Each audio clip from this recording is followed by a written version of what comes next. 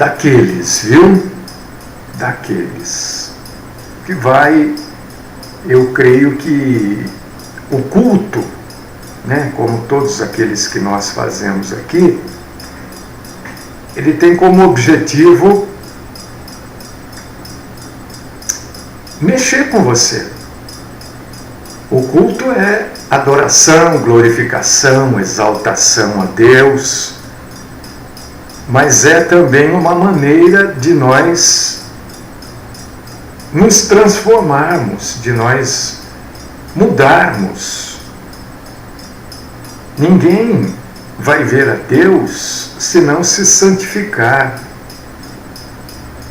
E através do culto nós buscamos melhorar a nossa santificação. Cultuamos a Deus, engrandecemos a Deus, adoramos a Deus e reconhecemos nesse culto, nessa adoração, a nossa necessidade de transformação e de mudança, tá? Então vamos orar. Querido Deus, poderoso, maravilhoso e santo Pai, eterno e justo Senhor da glória, glorificamos o Senhor, engrandecemos o Senhor na beleza, na maravilha da Tua santidade. Pedimos, Senhor, suplicamos, Senhor, o Teu perdão, que a nossa vida seja transformada pelo Senhor, que o temor do Senhor seja instalado em todos aqueles que não o têm, e que nós possamos Te adorar juntos nesta manhã, e que possamos também juntos crescer na graça e no conhecimento do Senhor.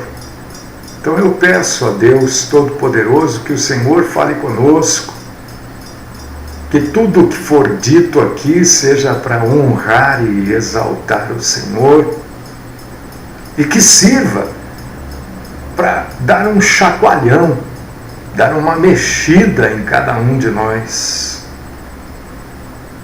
e que nós venhamos a ter uma adoração perfeita ao Senhor. Esta é a minha oração no nome do nosso Senhor Jesus Cristo. Amém.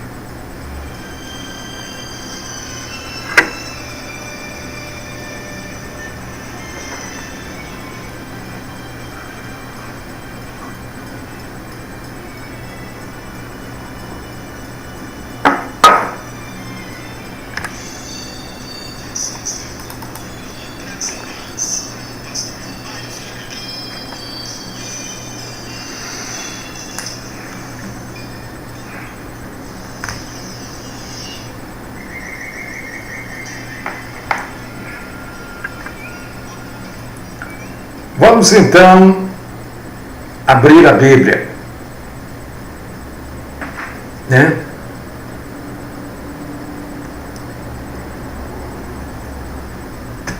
Eu acho que eu ia falar aqui não precisa ser dito, porque as pessoas que ouvem e veem a programação fora do rádio, eu imagino, né? Posso estar errado, mas são pessoas acostumadas à palavra de Deus. São pessoas que querem a palavra de Deus. No rádio, apesar da audiência ser grande, ela é uma audiência rotativa, né? A pessoa crê numa coisa, mas está mexendo por ali, ouve, para, ou ouve 10 minutos, né? Mas quem está pela internet, por exemplo, quem está no site, quem está no Facebook,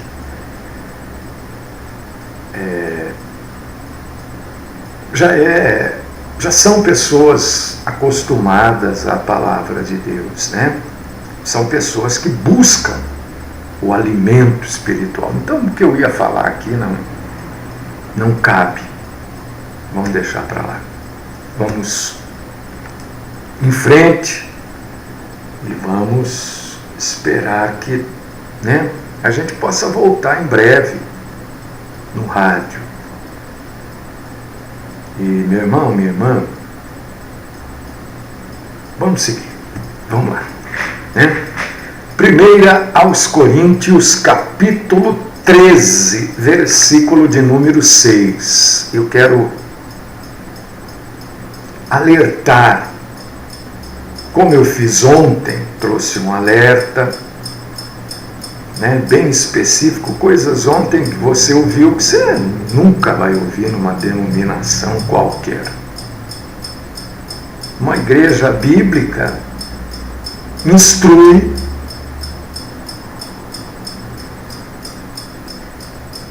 os seus membros, né? Essas igrejas aí não fazem nada. E hoje também eu quero trazer para você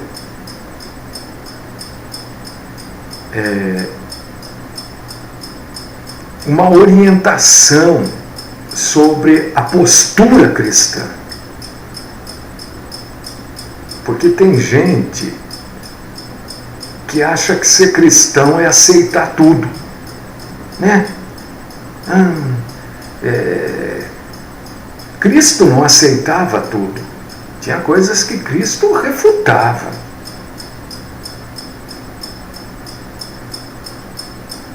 Tinha coisas que Cristo não, vamos dizer assim, irmão, não engolia.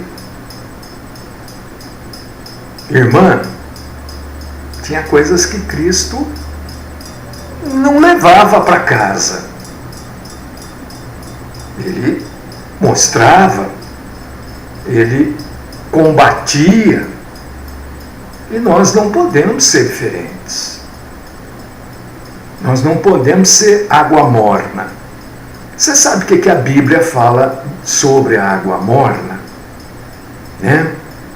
Jesus diz assim: porque és morno, vomitar-te-ei. Está lá em Apocalipse.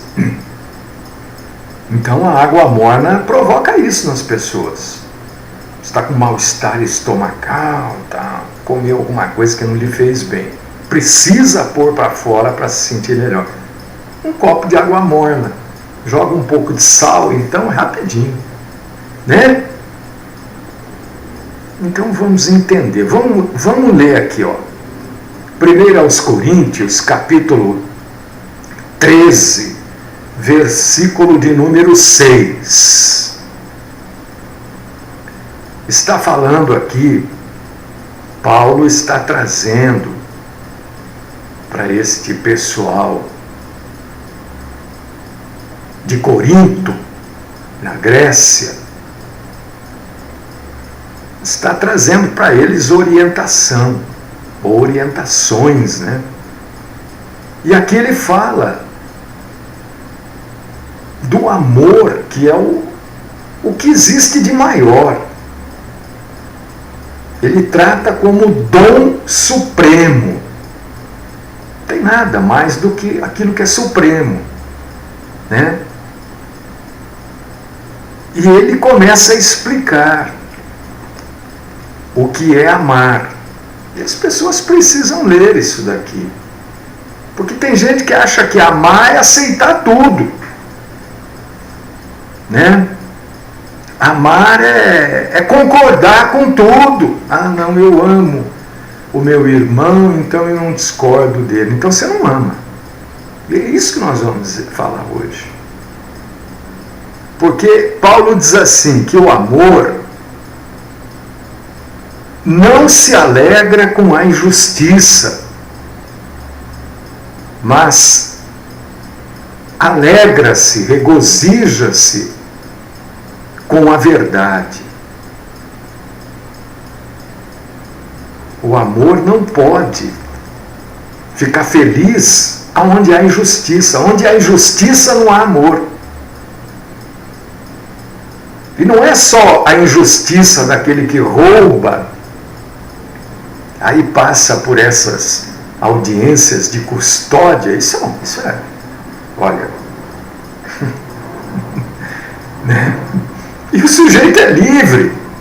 Ou o sujeito mata alguém, esfaqueia, dá tiro, esquarteja.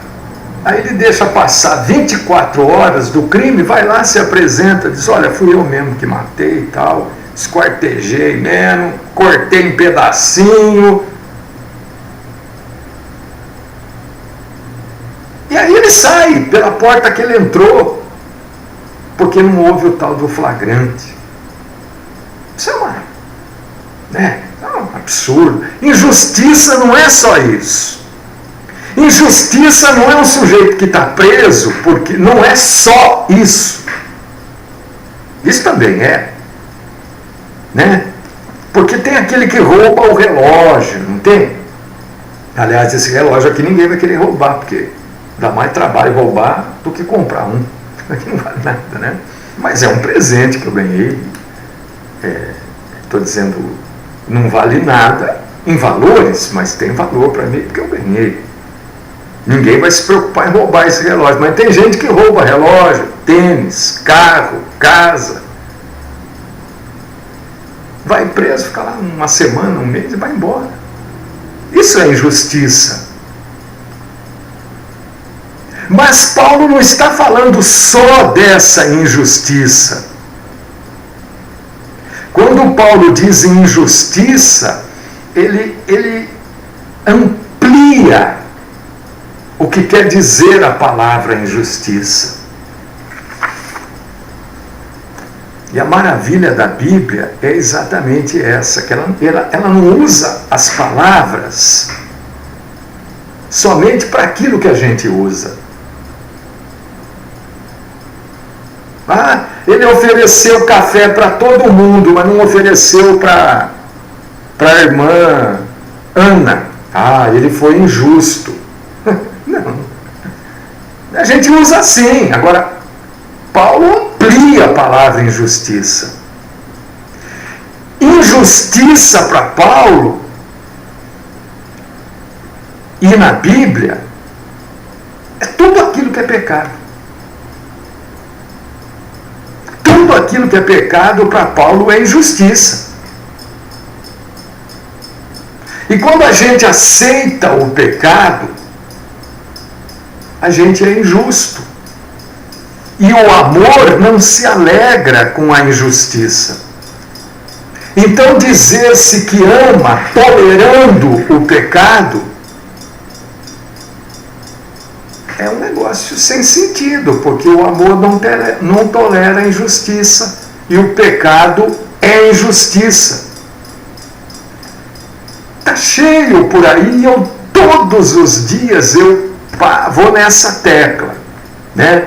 Porque o trabalho que a gente faz aqui há 18 anos, né? No rádio, na internet, eu ia muito nas igrejas proclamar a palavra de Deus. Agora, de uns 3 anos para cá, raramente eu vou, né? Raramente eu sou chamado para pregar. Por quê? Porque como é que eles vão me levar lá para pregar? Eu vou falar contra eles. E eu não aceito pastor, presidente de igreja, antes de eu pregar, chegando para mim falando: olha, pastor, maneira. Eu não aceito. Maneira o quê? Eu não posso pregar, eu vou embora. E já fui.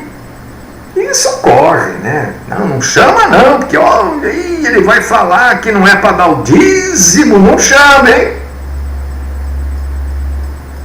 Então eu não tenho ido. E também em algumas igrejas eu nem vou. Já me chamaram, eu digo: olha, não vou não. Não vou não. Porque vai dar problema aí se eu for. Mas eu prego. Em igrejas sérias, em reuniões familiares, em convenções, prego no rádio, prego na internet, prego no meu site, prego no meu blog, prego no meu Twitter, prego no meu Facebook. Não ouve a palavra de Deus quem não quer, ora. Porque quem ouve as falsas doutrinas e se alegra com elas, não ama de verdade, porque se orienta pela injustiça. Porque a Bíblia diz que o amor não se alegra com a injustiça, mas alegra-se com a verdade. As pessoas oram por emprego, as pessoas oram por paz na família. Olha, deixa eu dizer uma coisa para você. Entenda, irmão, irmã. Se você não entender, você vai sofrer sem necessidade. E deixa eu falar uma coisa. Eu acho que eu tenho liberdade com vocês que me acompanham para usar certas expressões. Sofrer sem necessidade é falta de inteligência. Não é? A gente precisa pedir sabedoria para Deus. Senhor, me dê sabedoria para eu entender as coisas, para eu compreender as coisas. E deixa eu dizer outra coisa para você. Quanto mais sabedoria você tiver, mais sofrimento você vai passar. Exatamente porque a maioria das pessoas não querem sabedoria. Querem um bom emprego, um bom marido, uma boa mulher, bons filhos, não querem sabedoria. Então você sofre. Por quê? Porque você tem a sabedoria e quer levar para as pessoas com quem você se relaciona, direta ou indiretamente, as coisas relevantes desta vida. Mas eles, sem sabedoria, na maioria das vezes não entendem.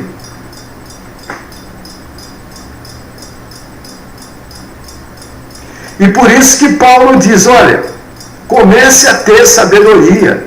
Você acha que ser amoroso? Amoroso não é mimimi, essas coisinhas. Isso não é amor. Né? Vai lendo aqui o que Paulo fala do amor. Ele usa uma passagem aqui, né, no capítulo 13, no versículo de número 1, que causa um banzé na cabeça das pessoas, causa uma anarquia por falta de sabedoria. Ele diz, ainda que eu fale as línguas dos homens e dos anjos, olha só que como a Bíblia é maravilhosa quando a gente presta atenção no que está escrito. As línguas dos homens. Quantos idiomas existem no mundo? Quantos dialetos existem no mundo? Eu de cabeça não sei, mas acho que uns 3.000 e pouco talvez. Idiomas e dialetos. E Paulo diz, ainda que eu fale as línguas dos anjos e dos homens, não quer dizer que os homens têm línguas, têm idiomas diferentes, mas anjo não. Anjo é espírito. Qual que é o idioma de Deus? Que língua o Senhor Deus fala? Fala a minha. Fala a daquele que mora na Bolívia. Ele fala a língua daquele que mora no Canadá. Ele fala a língua daquele que mora na Itália. Deus não tem língua. Foi ele que confundiu as línguas. E qual que é a língua dos anjos? Tem uma língua específica? Os anjos falam tal idioma? Porque língua aqui é idioma. Sempre na Bíblia, ou língua é o órgão, ou é idioma. Então aqui é idioma, porque está falando as línguas. O homem não tem várias línguas, ele tem uma língua só. É só um órgão. Então está falando dos idiomas. E quais os idiomas dos anjos? Como é que você pode dizer que tal língua é dos anjos? Fundamentada em quê? Se todas as vezes que um anjo apareceu para um ser humano, ele falou a língua do ser humano.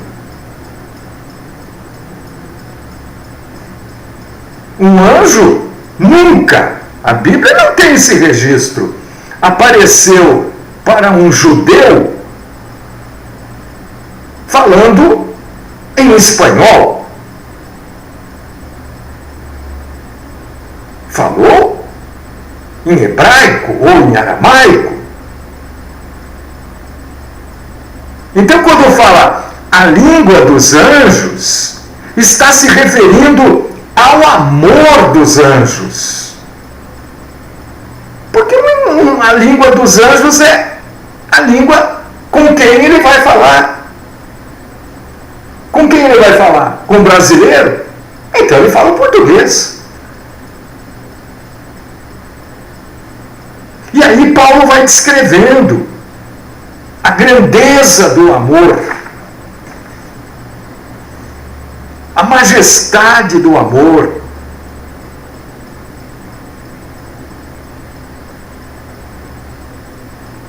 E quando nós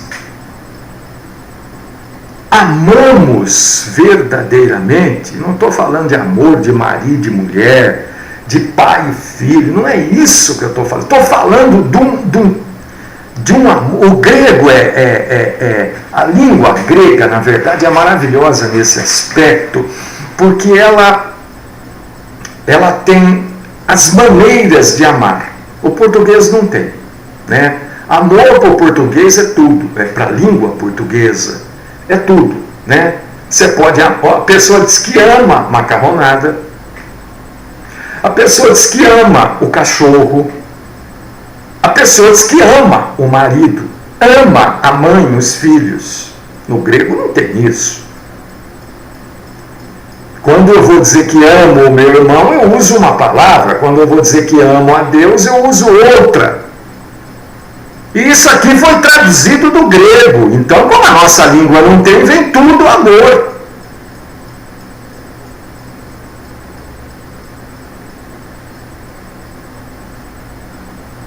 O amor a Cristo, a verdade, tem que ser algo sublime, tem que ser algo que tem que estar além de tudo aquilo que nós vivemos aqui. Porque Jesus amou a mim, a você. Se você está me ouvindo aí agora, é porque Jesus te amou. Amou como nenhum outro homem amou sobre a face da terra. Mas este amor de Jesus, é isso que eu quero que você entenda. Este amor de Jesus foi um amor que o levou a pronunciar, por amor, duras palavras de ameaça contra os incrédulos. Quem eram os incrédulos da época de Jesus? Eram aqueles que seguiam mais as tradições, eram os judeus que não criam nele, seguiam as tradições mais do que as próprias, ou seguiam as tradições e as leis mais do que as próprias palavras de Deus. E hoje nós seguimos também isso. As tradições, as leis. E a gente resume, né, tradições em leis numa expressão que todo mundo vai conhecer. Hoje as pessoas amam mais o politicamente correto do que a Deus. Elas não falam determinadas coisas porque não é politicamente correto falar. O politicamente correto, o que é? É aquilo que não cabe bem. As pessoas vão ouvir, mas você vai ficar meio, colocar de lado. Você vai falar, as pessoas vão ouvir, mas vão excluir você do grupo. Por quê? Porque elas querem o conveniente, o politicamente correto. Então, se você se levantar, como eu me levanto todos os dias, contra esses falsos tudo, você é um chato. Não conversar com ele não, porque nossa, ele é radical. Radical era Jesus, meu irmão. Não é ele fala bobagem. Você está vendo? Quando você tem um pouquinho mais de sabedoria, você sofre, porque você ouve bobagem demais. Radical era Jesus. Você é radical? Eu sou radical? Não, radical era Jesus. Com Jesus não tinha, né? A gente fala, não tem meio grávida, né? Ninguém está mais ou menos grávida. Existe isso? Não. Jesus era assim, ou era ou não era. E o amor dele levava a apontar: olha, isso daqui não pertence às coisas do meu pai. Vocês estão fingindo. Isso aqui é faz de conta. Eram aqueles que seguiam mais o quê?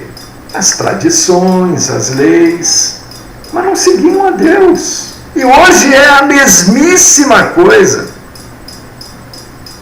Então, quando você, irmão ou irmã, que está acompanhando esta programação, ou que vai nos acompanhar amanhã ou depois, vai receber esse vídeo, vai ver aí no YouTube, né?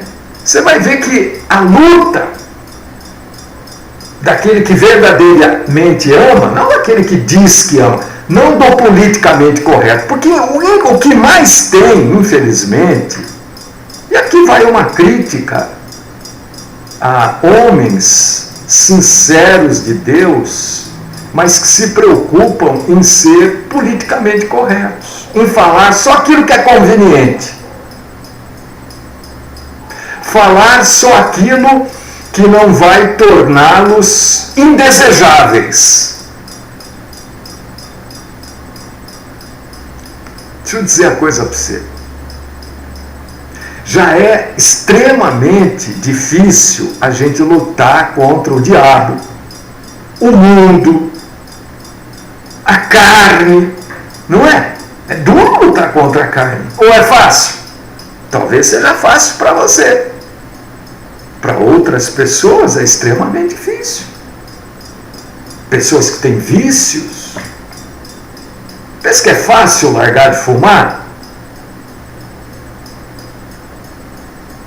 Você pensa que é fácil largar de beber refrigerante?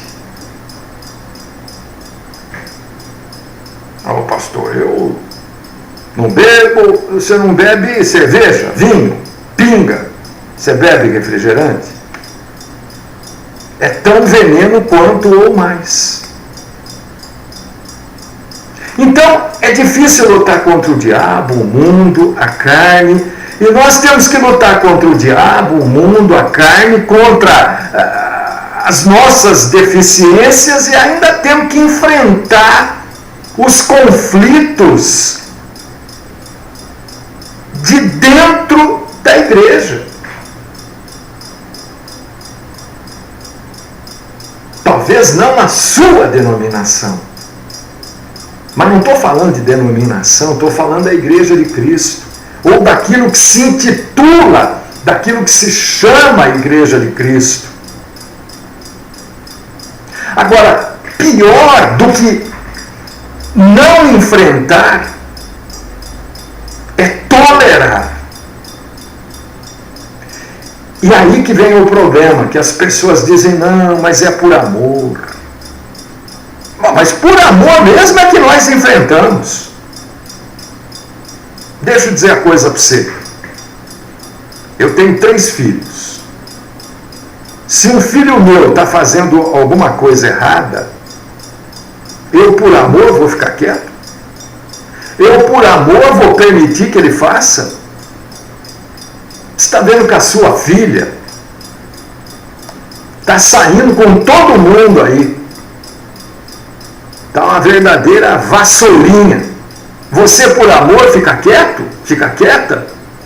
Não. Você vai falar. Você vê que seu filho está fumando, está isso, está aqui, você não vai falar? Vai. Eu às vezes pego um filho meu que está engordando um pouco e falo, rapaz, esse barrigão aí, como é que vai fazer? Por amor. É por amor que a gente fala. Não fala por ódio. E por que a gente tolera as falsas doutrinas sem protesto e sem contestação? Por quê? Não é comigo, eu não vou me envolver. Mas ele é pastor. E daí que ele é pastor? O que ele é mais? Você acha que eu sou mais do que alguém porque eu sou pastor? Muito pelo contrário. Eu, sendo pastor, sou o que devo servir a cada um de vocês.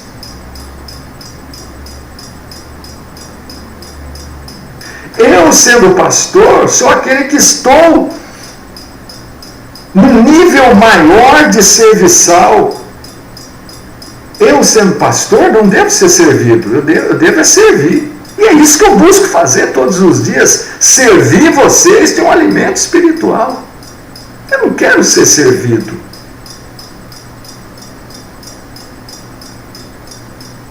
Pastor? Eu sou um funcionário, aliás, um funcionário não, eu sou um servo. Funcionário é uma coisa, servo é infinitamente inferior ao funcionário, porque o funcionário é remunerado, o servo não. Servo trabalha de graça, às vezes pela comida.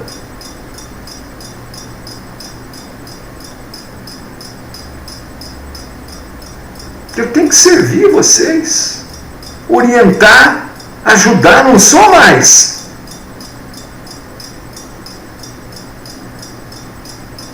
Por que a reforma protestante, lá em 1500 e alguma coisa, com Lutero e tal, por que ela foi vitoriosa? Porque houve discussões. Porque houve uma análise daquilo que era tudo errado. E olha, o negócio aqui agora é assim, vocês estão fazendo tudo errado. Mas nós vamos continuar fazendo. Então vocês fiquem aí fazendo, eu estou fora.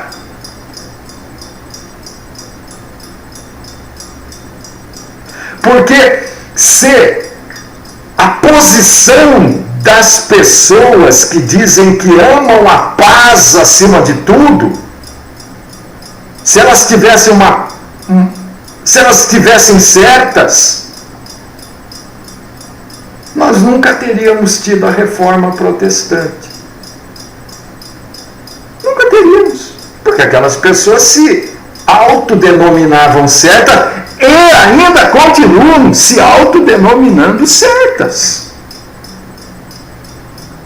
Mas nós só estamos aqui, eu só estou aqui falando para você, eu só estou com esta Bíblia aqui aberta por causa da reforma. Porque alguém falou, peraí, não está certo não. Vocês não estão certos, vocês estão errados. Mas está todo mundo, e daí que está todo mundo? Está todo mundo errado.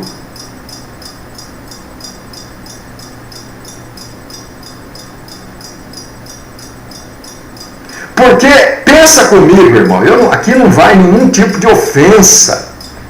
Ninguém está ofendendo, aqui vai esclarecimento. Por amor à paz.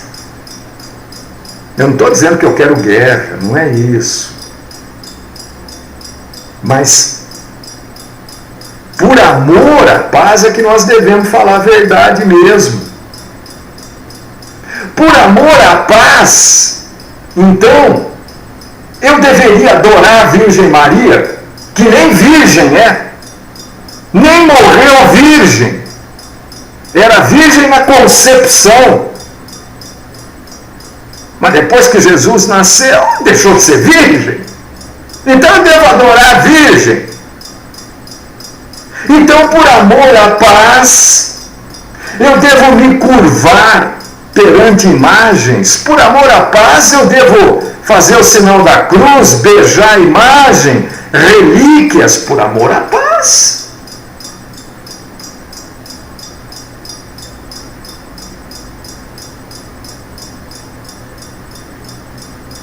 Por que nós não aceitamos? Porque a palavra de Deus diz que está errado, mas a palavra de Deus diz que outras tantas coisas estão erradas, e aí a gente aceita. A palavra de Deus é claríssima sobre falso, e ontem eu deixei escancarado, né? Qualquer denominação em que o líder, seja ele quem for, começa a se tornar famoso. Opa, stop now, please. É Cristo, não é um líderzinho qualquer. Não é a vaidade, é Cristo. Por que a gente aceita? Ai, mas ele é tão bonzão, eu gosto tanto. É assim que é o papo. É assim que é a conversa. Eu gosto tanto. Você não tem que gostar de mim. Não quero que você goste de mim. Para que você vai gostar de mim? Eu quero que você entenda o que eu estou falando. Tem que gostar, amar a Cristo, não a mim. Você tem só que entender o que eu estou falando. O sujeito lá está falando, é verdade. Tem que gostar. Não, mas ele é tão bonzinho. Olha, nossa.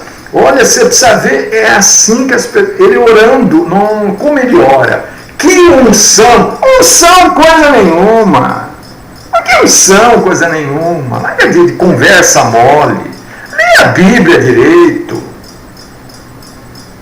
Você vê que quem vai enganar vocês a partir do Velho Testamento. Né? Pode ver.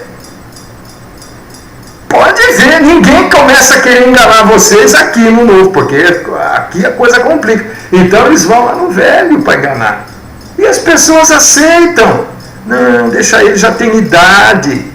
Olha, eu quero dizer, tem um ditado popular muito interessante, né?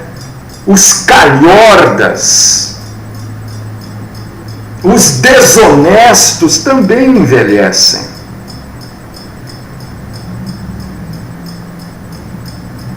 E o apóstolo Paulo nunca se esquivou, né, de levar a verdade. Você vai ler aí o livro de Atos, por exemplo, você vai ver que Paulo foi o sujeito mais agitador do livro de Atos. Por causa disso que ele foi espancado, sofreu com varadas, foi apedrejado. Por amor. Por amor. Não porque ele queria ser líder, porque ele queria ser famoso, porque ele queria escrever um livro. Olha, agora eu vou ficar na prisão, depois eu vou escrever um livro. As pessoas leem livros e não leem a Bíblia.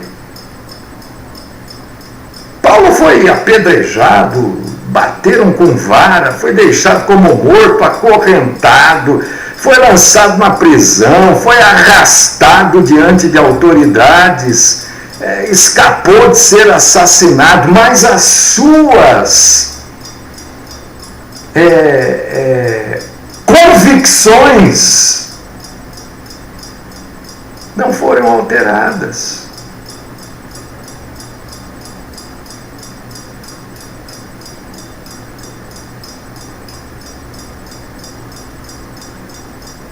Tanto é que se você ler aí, em Atos, capítulo 17, versículo 6, Atos 17, 6, você vai ler que os judeus incrédulos lá de Tessalônica se queixaram de Paulo e falaram assim: estes que aqui têm transtornado o mundo chegaram também aqui. Estava se referindo a Paulo, porque estava muito bom para eles do jeito que estava, fazendo do jeito deles ali. É o que acontece hoje. Não, tem que ter a liberdade religiosa. Tem que ter. E a minha liberdade de falar que isso é falso também tem que ter. Não pode ser cerceada.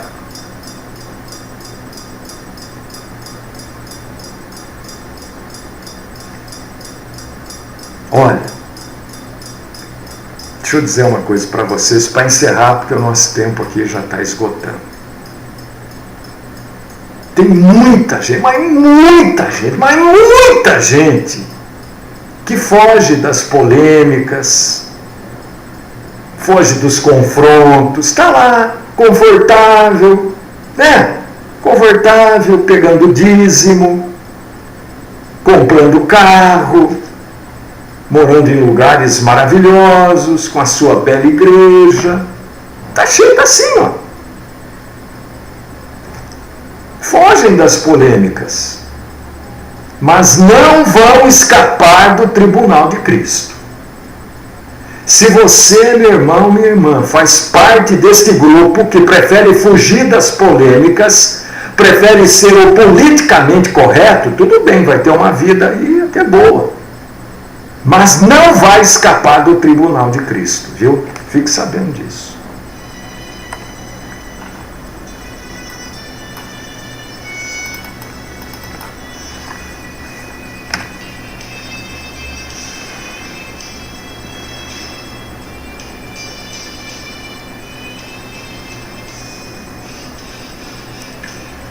Amado Pai, querido e poderoso Deus, nós buscamos do Senhor desta manhã, Senhor,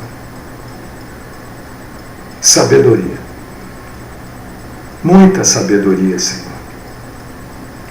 Não a sabedoria humana, a sabedoria das coisas santas, das coisas límpidas e cristalinas que vêm do Senhor para nós. Ajuda-nos, Senhor, a não sermos covardes, ao ponto desta covardia nos levar ao tribunal do nosso Senhor. Somos fracos, Senhor, mas não podemos nos esquecer que no Senhor somos fortes. Livra-nos, ó Deus Todo-Poderoso, do mal, principalmente da mentira. Esta é a minha oração, no nome do Cristo Jesus. Amém.